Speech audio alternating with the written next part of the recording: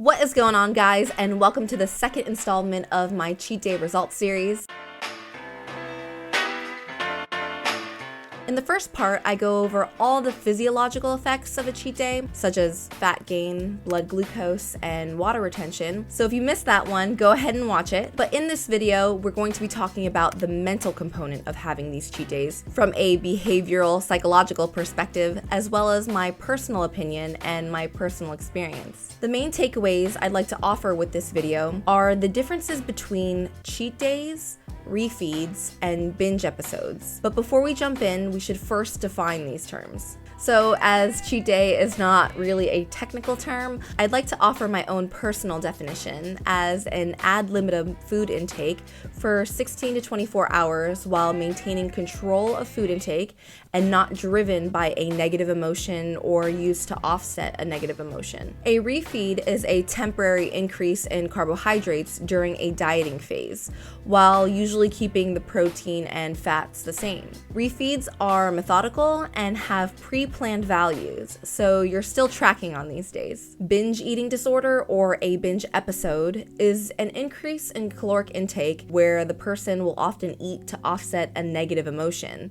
or to offset anxiety or stress. And I'd like to emphasize that during a binge, a person will completely lose control. The person will usually eat past the point of satiety to the point of being uncomfortable. A person will usually eat when they're not really physically hungry, and they'll eat much more rapidly than normal. They usually eat alone because they're embarrassed about the quantity of food they're eating, and they'll usually have a feeling of disgust by themselves and feel even more depressed and guilty after. So if you've watched my cheat day videos, you will likely notice a strong difference to what is characterized as a binge compared to what I do, which is what I'd like to address from the outset. So I'd like to note that on a cheat day, I never eat beyond the feeling of satiety, and I stop when I feel full at each meal. I don't eat when I don't feel hungry, and I don't have cheat days alone, as I'm not embarrassed by my enjoyment of food. And I never feel disgusted by myself or feel guilty because I remain in control the entire time. I do not have these cheat days as a way to offset a negative emotion, and on a cheat day I don't feel depressed, and I usually treat it as a sort of special occasion where I enjoy eating ad libitum without the nuisance of thinking of the macronutrient profile of my meals. And I think the benefits of a cheat day are actually similar to the benefits encountered with a strategic refeed. Although there are some differences, there are also some benefits that are similar. But first, to make it very clear, a refeed is implemented when someone is in a caloric restriction or in a caloric deficit, with the goal of losing body fat. A refeed can be put in place intermittently, especially in women, to help mitigate the effects women experience with their hormones and their menstrual cycle when they're in a caloric deficit. Scientific author Lyle McDonald states, refeeds can at least transiently reverse many of the negative hormonal effects with dieting. With increased carbohydrate intake, leptin will increase as the conversion of inactive to active thyroid hormone in the liver. Cortisol levels will also decrease, reducing the problems associated with chronic overactivation of the stress system.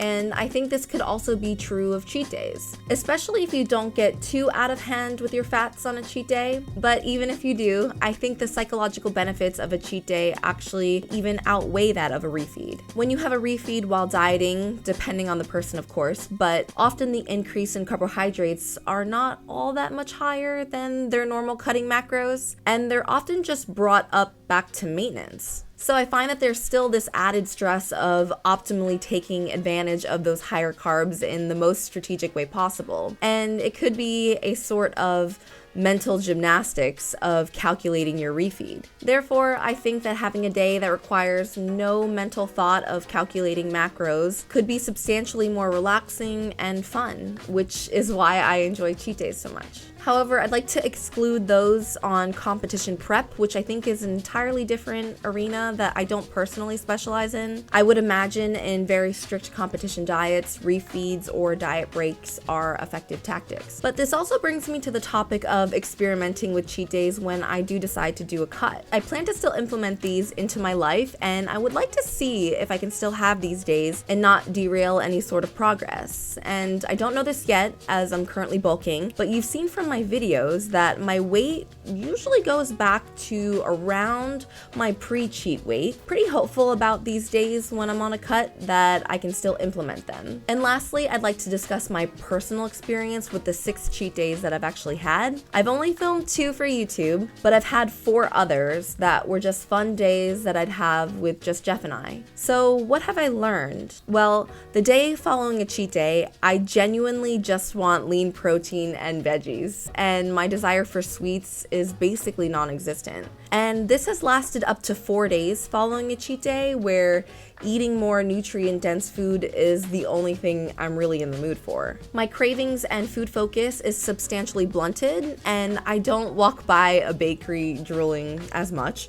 My appetite is also decreased, and I notice a feeling of fullness sooner than I normally do. And this will last for a few days, but I don't get bogged down by my normal sweet tooth trickling back, because it's pretty manageable. And I also feel like I have a lot more energy on the days following my cheat day, and my desire to suddenly want to do more active stuff actually goes up. So I'll have the urge to go on walks, or I'll have an urge to do some really heavy lifting, or I don't always normally have the energy for it. So I'd say there's a lot of positives associated with having a cheat day, and as I mentioned in my first follow-up video, the days after a cheat day, it's expected that the scale will be higher, and I know that this is mostly due to food volume and water retention. However, if this is something that might make you feel guilty or uncomfortable, then simply don't weigh yourself for a couple days after. There's no point in feeling negative if you simply don't need to, especially if your weight will just go back to normal. Some people might argue that this could perpetuate a vicious cycle of overeating,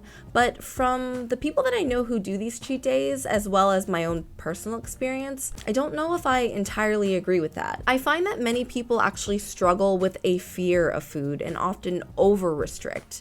And I'm just here to tell you that even if you have a 3,000 to 4,000 calorie day, which might be the case if you don't have a ridiculous capacity as I do, then it's really gonna be okay as long as you can practice good eating behavior on your non-cheat days. Alright guys, so that is all I have for you. I really hope that you enjoyed this follow-up to this cheat day. It was a little bit different for my channel, but I still hope that you enjoyed it. So if you like these sit-down scientific videos, please like the video. And if you happen to be new, please subscribe to my channel. I have a lot of scientific content, fitness content, and of course cheat days coming your way. So until next time, I'll see you in the next one.